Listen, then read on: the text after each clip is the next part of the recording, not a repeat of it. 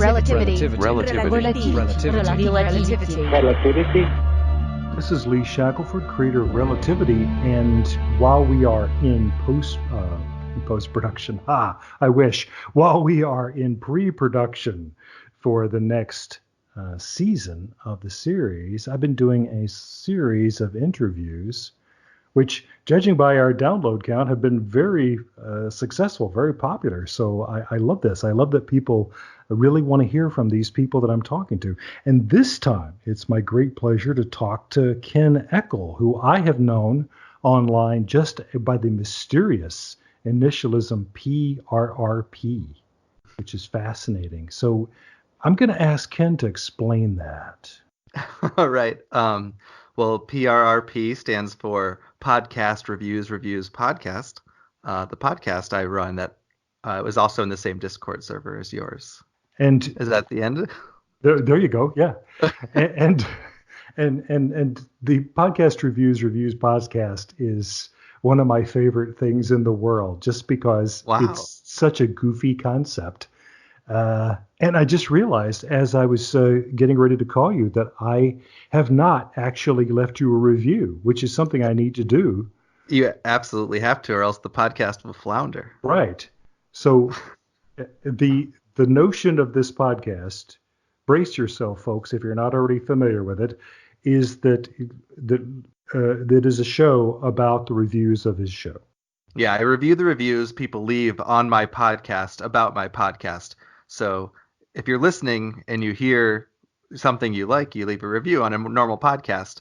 But I just took out the middleman of all the other stuff about a podcast. That's genius. It's absurd genius, but it's, But as I was saying the other day, I think you've managed to figure out a way among the 50 million podcasts out there. You've got a concept that is truly unique. You must. Well, I think this is. Oh, go ahead. I was going to say you must be the only person doing this, but maybe I'm wrong. Well, I would hope so. Otherwise, they have a head start, I'm sure. But I think I'm embracing the medium, and I have a lot of compliments and thoughts about your podcast, which is why we're here too. And my first instinct is that you really tackled the same thing, in my opinion, where you said, here's a podcast. What can I do with this? And you said, let's make a phone call, as you've said, I believe, in previous behind the scenes episodes. So I think that both of us have embraced the podcast as a distinct art medium versus even a radio show or something. That's a really good point. I had not been able to draw a line between Relativity and Podcast Reviews podcast, but you're right. That's exactly right. So, I have been wondering if there are other things that you're up to, if there are other things that you're doing in the vast wilderness of podcasting, or crowded city street of podcasting, or whatever the metaphor is. This is my current only endeavor. Unfortunately, I felt that there's a void for reviews podcast-based show, but I'm always open to collaboration and stuff. But right now, this is kind of my only podcast front. Cool. So the field is wide open for you. So you can go anywhere. Exactly. That's how I view it. Well, since we're on the Discord server, that vast ongoing conversation too, that's sort of where you and I had run into each other, and I was really tickled by the enthusiasm you were showing for Relativity, and I was saying, wow, this is obviously a person of discerning taste and high intelligence. So, but if you have come to the show fairly recently, then that means you must have binged a lot of it. Mm-hmm. I did. Is that right? Yeah, I think you were talking to, I believe it was David, about the binging aspect, and you were saying, if I can paraphrase incorrectly probably, that you can't imagine what it's like. Oh, you're like, oh, people were probably binging this, and I didn't think about that when initially creating it. But to me, I think David was agreeing it flows so naturally as a binge. It's as if you wrote this show and are just slowly trickling out over years to the detriment of all of us waiting impatiently. Yeah, that's. I remember that as being with Shannon, but maybe David. Oh, was it Shannon? But it matters not. Let's pretend that they're the same person for my sake. That's right. I listened to those episodes back to back, and so I conflated all the points. You see, this is what happens when you binge things, right? Yep, But exactly. but in any case, You're whoever smart. brought it up, it was the first time that I had been uh, I had really thought about it, because when I started doing this, whenever it was 3 years ago, I was just hoping that anybody would listen to it ever, you know? Right. Um, and the idea that somebody would sit down and listen to it all never crossed my mind until very recently. And there was sort of a start when I realized that. I thought, holy smoke, does that even work? Would that be, you know? I And think it works apparently, really nicely at personally as a person coming just within the last few months. So I think you've done it, if that's good. yeah, yeah. Well, yeah, and I was pretending with Shannon that I had planned that from the beginning, but no, it's a Right. complete, uh, I don't know. Things definitely change when you get them all back to back like that, instead of having a week or whatever to process or mull over things. And I don't know. Yeah. So, but that's great to hear that you're finding that it works. Yeah, I'm sure that in the creation part, the breaks are instrumental in making a flow seem more natural because you have the ability to step back for a while and reconsider.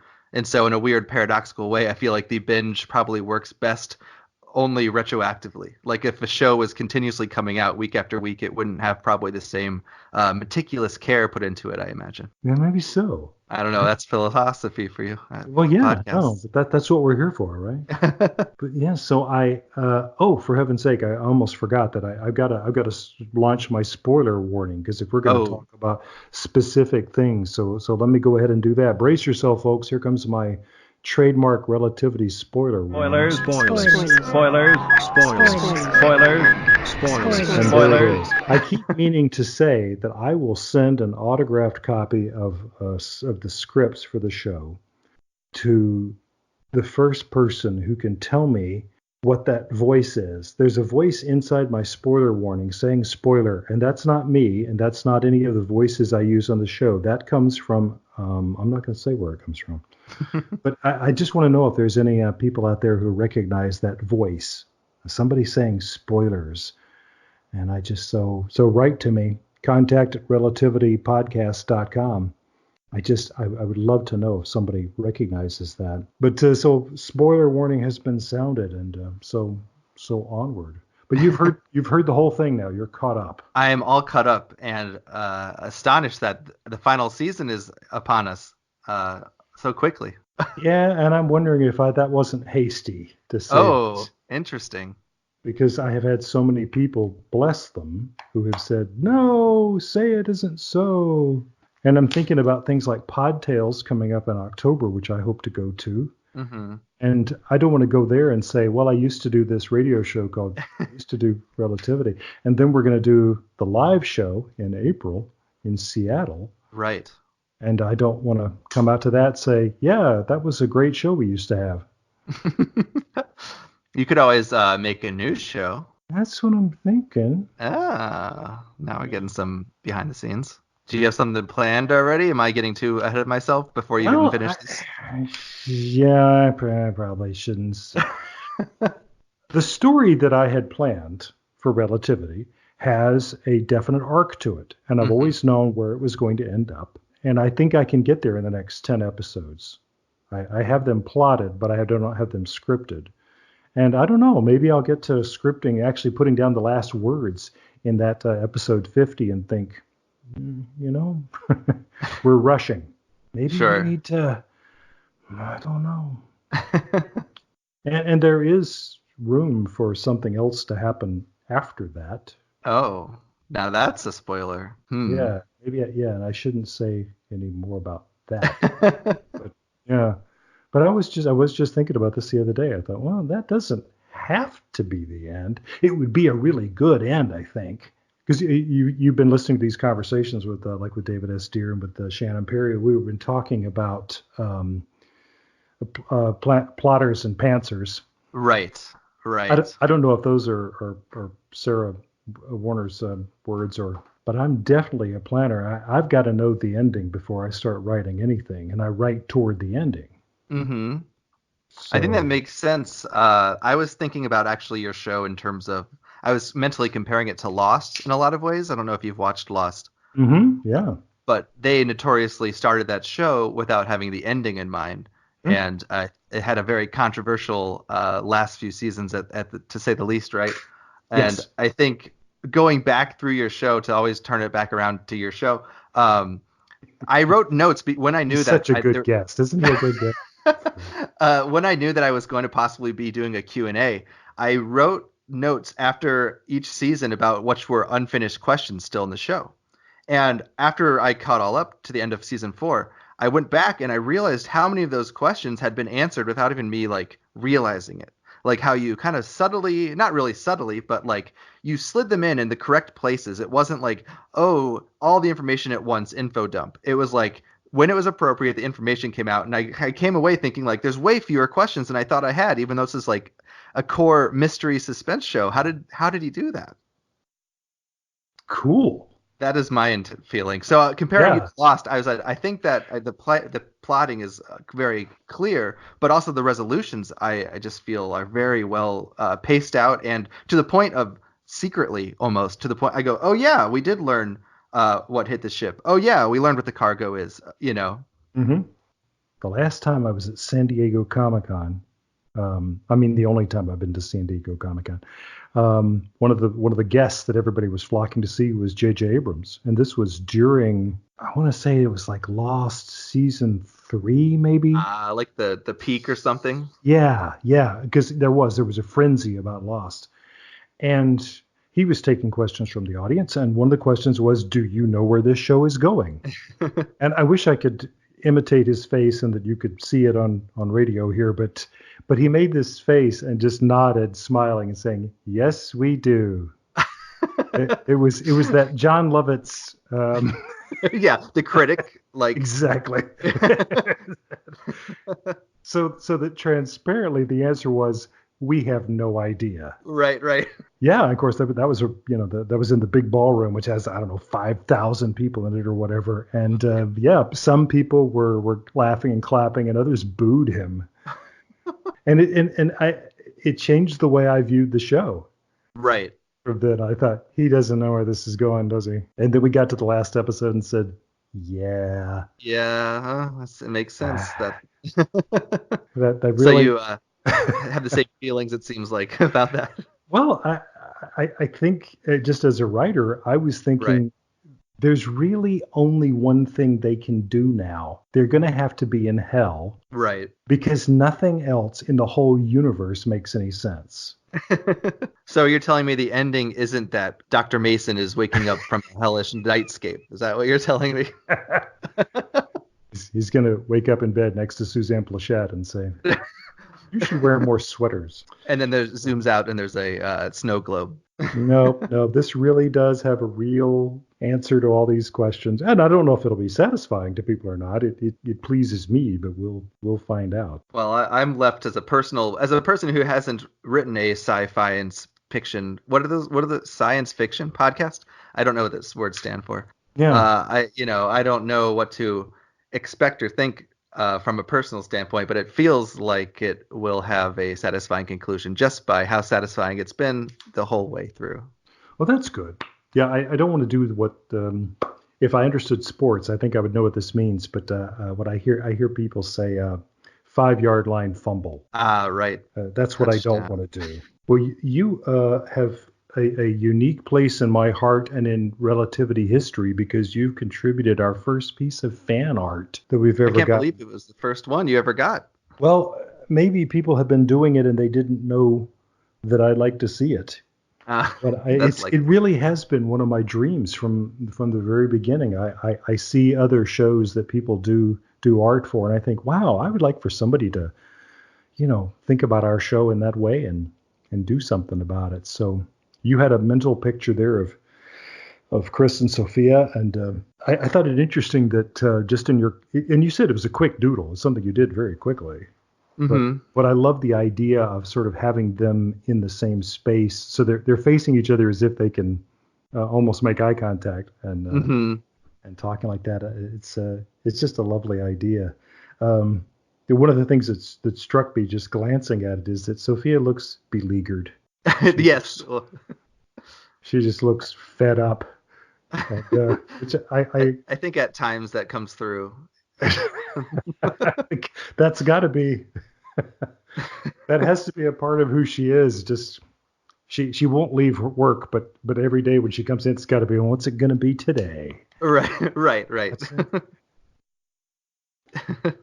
Yeah, I like their dynamic a lot, and I feel that the voice actress is it Elena, Yes, who Selena plays Jordan. Sophia. Yeah, She is just so compelling and so believable. I know that like when you're writing and creating a character and you're voicing it, you know how it sounds in your head, but to have this separate person read your words so well, it must be very. It's great for the listener. I'll tell you that much. That's all I know. that's terrific. Yeah, and as I was telling somebody else just not too long ago, I know Elena well, and one of the reasons why I did not want to do this show without her. I mean, my idea was it was going to be about this guy and this woman. That's all I knew. And I said, Hmm. well, I know a way to keep this cast under control. To always be able to schedule voices and so on. I'll play with the guy. Um, Right. those being the options, I thought I would play the guy. And I thought, how am I going to make this work? Because it's going to be real specific, real um, nuanced in some ways. Oh, well, okay, Elena, of course. So the next thing I need to do is just contact her and ask her if she's interested. And of course, she squealed and jumped up and down in that way that she is. So I said, I'll take that as a yes. But Elena is so not Sophia. If you knew Elena Jordan, you would know what a great acting performance this is, because she is just nothing like that character. Yeah, I'm sure. Um, Yeah. yeah, I keep marveling that I will have. I mean, I've been writing, for 40 years for performance of various kinds, and so I learned a long time ago that as a writer, you can't not have a line reading in your mind while you're writing. You have an idea about how that line is going to be said, Hmm. and you have to. I tell my students this. You have to let that go, because the actor and the director, they're going to bring something new to this performance. It's going to be different than what you thought. Don't think that automatically that means it's wrong. Right. So just let that go. But my God, I send these scripts to Elena and she records them entirely remote. We don't converse while she does this. She does them the whole show by herself in her Oh, closet. okay. And she sends me these back, and I just listen to them. I think that's my line reading. Wow. I always think about a little thing between her and Marcus, where Dr. Mason has told her to take an aspirin for her headache, which for some reason she's reluctant to do. And the exchange is, Marcus says, "Did you take the pill like Dr. Mason said?" And she says, "Yes, I took the pill like Dr. Mason said." Well, Clarence recorded his lines for Marcus remotely, Hmm. and his line reading was, "Did you take the pill like Dr. Mason said?" And Elena had already recorded her comeback, which was, "Yes, I took the pill like Dr. Mason said." And it just like perfectly flowed like that. Yes, so it sounds like she was mocking his line reading, which he hadn't recorded yet. So Now that's relativity. that's relativity. But you say if you got notes, if you got questions, then we're in business, because otherwise Yeah. I don't know what to talk about. Well, I could praise your show a little bit more, but otherwise I got questions. Blah blah blah. Yeah. Yeah. I mean, I have a list of unanswered questions that I think I have thoughts about, or maybe I'm wrong, of course. And if they are correct at all, which I doubt, just feel free to bleep them all out That's so that right. they're not spoiled. But I'm not going to tell you.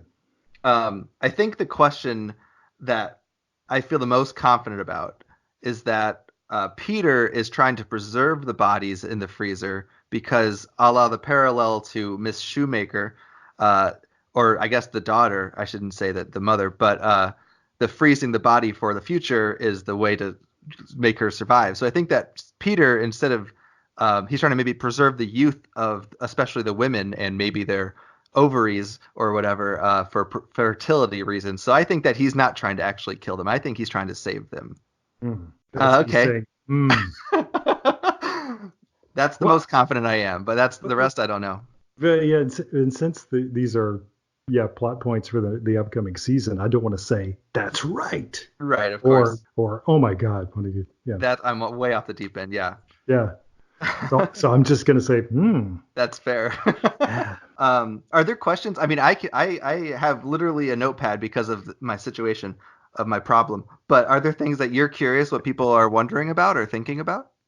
I missed I missed part of that of your situation. I Um, just have a problem where I took way too many notes about the show. So oh, if there's anything in particular that that you're interested in hearing what fans or whomever have questions or curiosities about. I thought David Deere at the Ninth World Journal. I thought he brought up a fascinating point, and I really hadn't. I love it because it's not something I had thought about.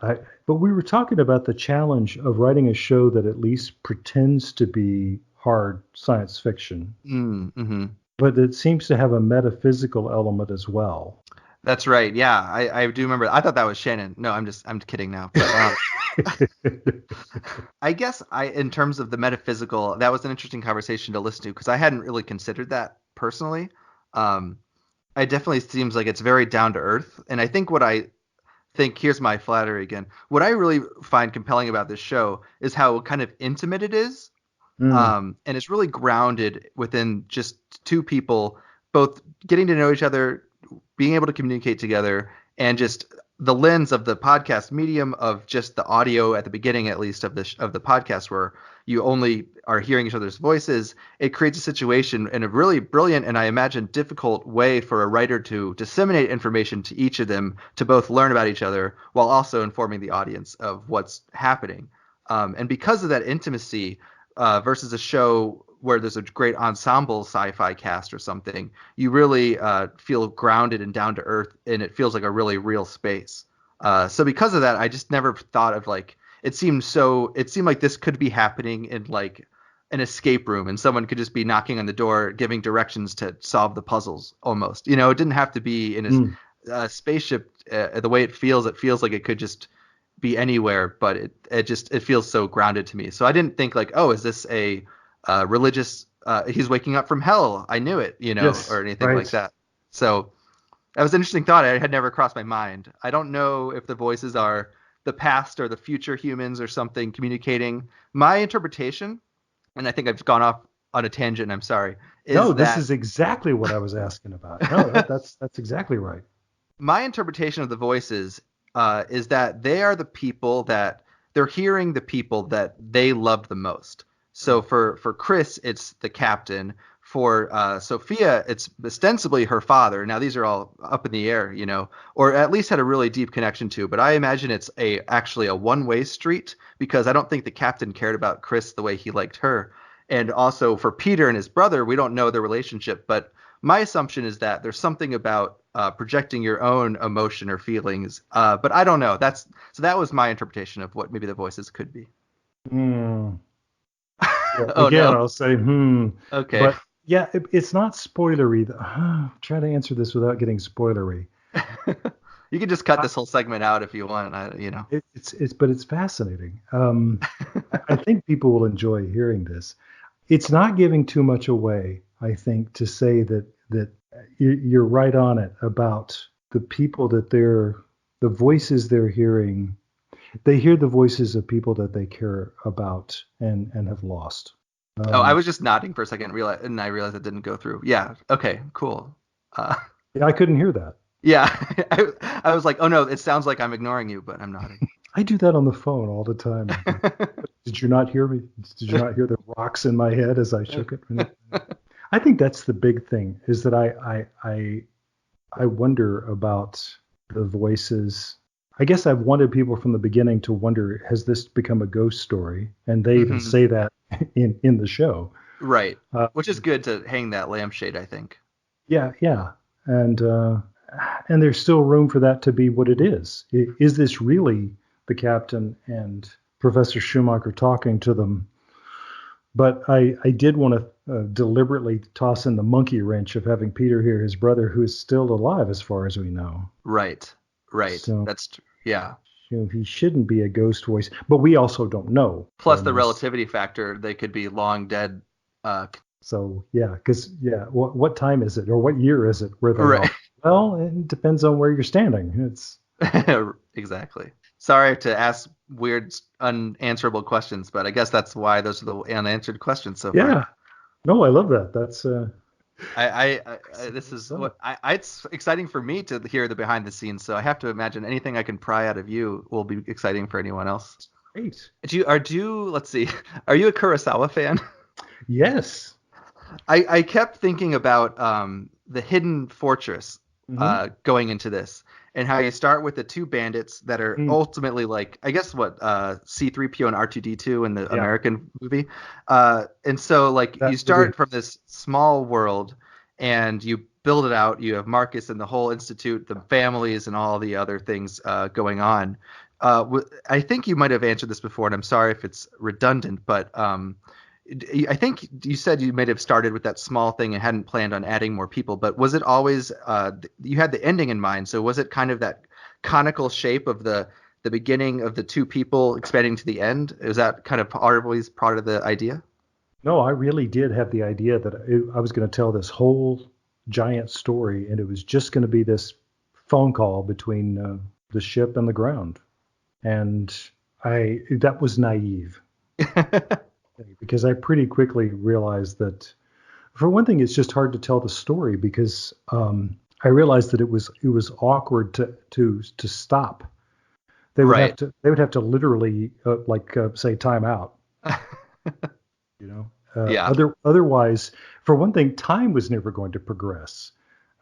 Somebody asked me, I think it was Shannon, just recently, how much time has passed since episode one, and I had to admit I really don't know, but I don't Right. think it's much because you'll hear a 15-minute episode, and then the next episode is literally picks up the moment afterwards.